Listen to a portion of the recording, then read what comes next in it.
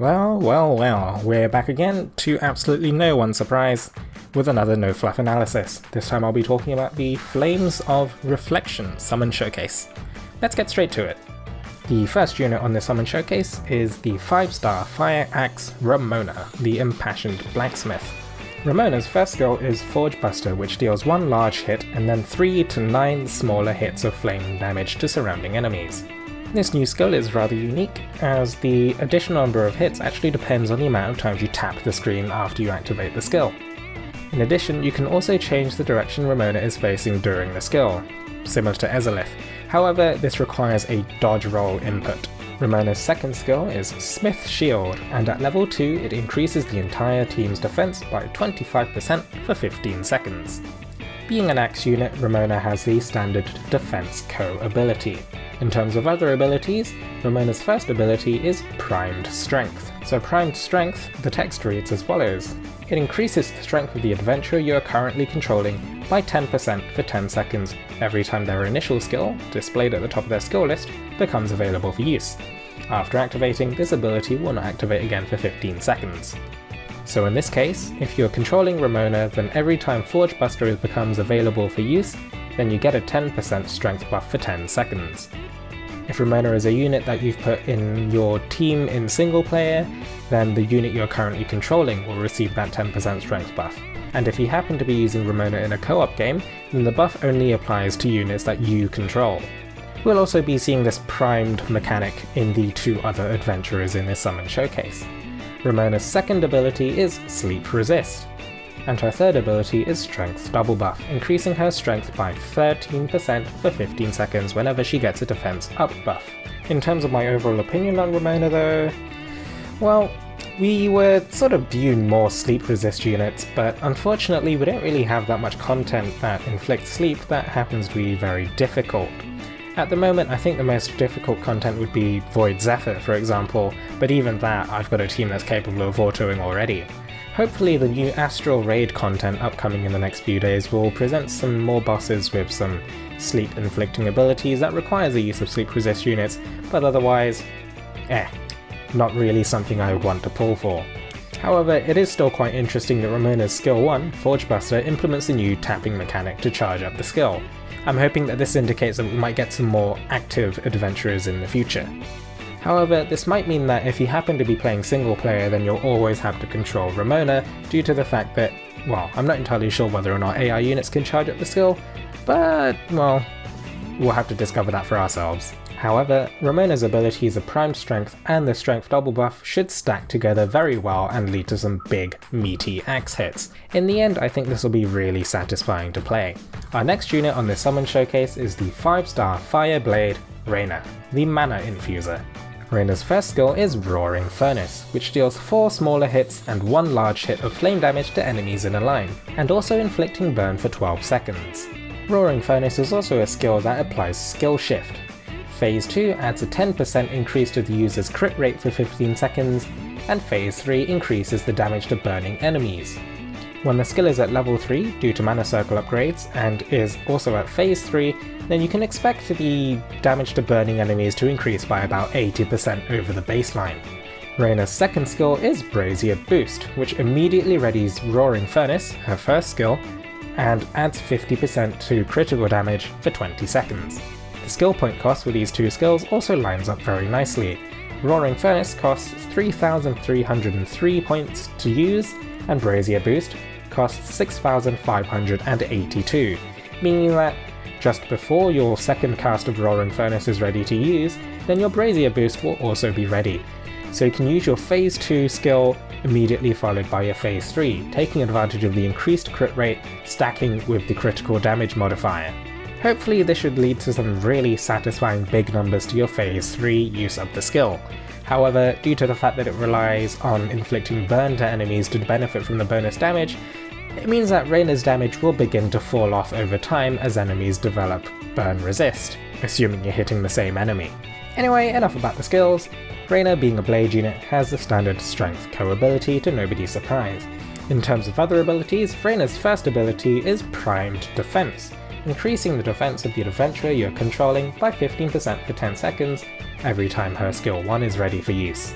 Rena also has sleep resist, and her third ability is a healing double buff. Overall, I think Rena could be a really satisfying unit to play. With the way that her skill rotation works, you could end up with lots and lots of phase 3 large roaring furnace hits. And due to her skill rotation being so simple and easy to use, I think Rena could be used very effectively as an AI unit to auto Void Zephyr as well, considering that Void Zephyr is vulnerable to burn. The healing double buff also works in Rena's favour, helping her to stay alive while leaving her to auto Void Zephyr. My Void Zephyr auto team already has an AoE, so I think Rena could fit in really well. And in terms of our other sleep inflicting content, there's always the Wind Imperial Onslaught.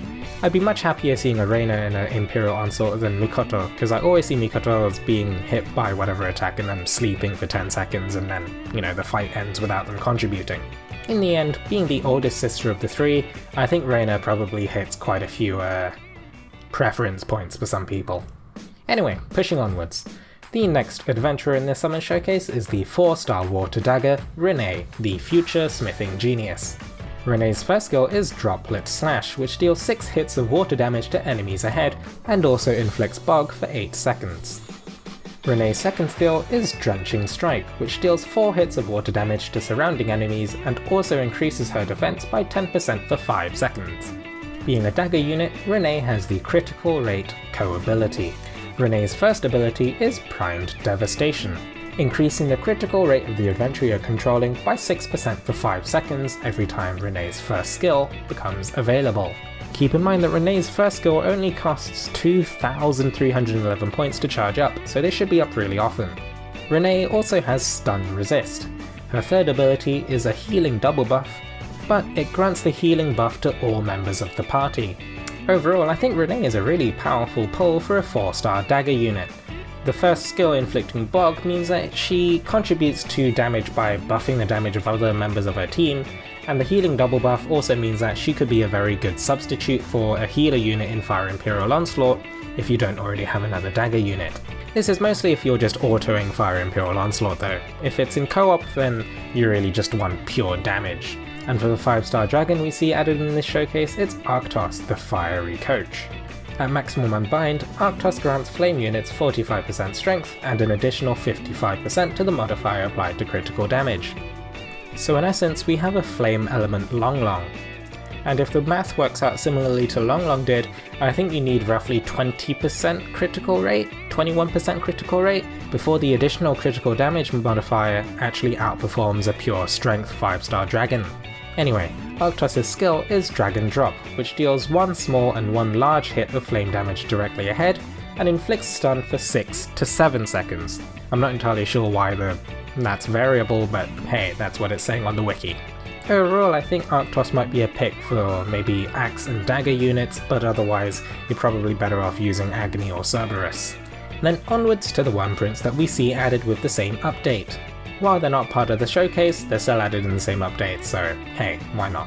Anyway, the 5-star Wyrmprint is Sister's Day Out, which grants you Force Charge and 40% Force Strike damage. Force Charge charges your skill gauges by 25% whenever your Force Strikes connect, and at maximum unbind that's up to 3 times per quest. I think this could be a really powerful print for maybe sword users like Albert, and any other units that have high damage skills and if you're trying to run shorter content, such as the Mercurial Gauntlet. I could also see this print being used on someone like Gala Ranzel. I'm kinda noticing a theme with sword units. Anyway, the 4-star Wyrmprint added with this showcase is To the Extreme, which grants Flurry Devastation to flame units, which grants you 12% crit whenever your combo is 15 or above, and also Last Recovery.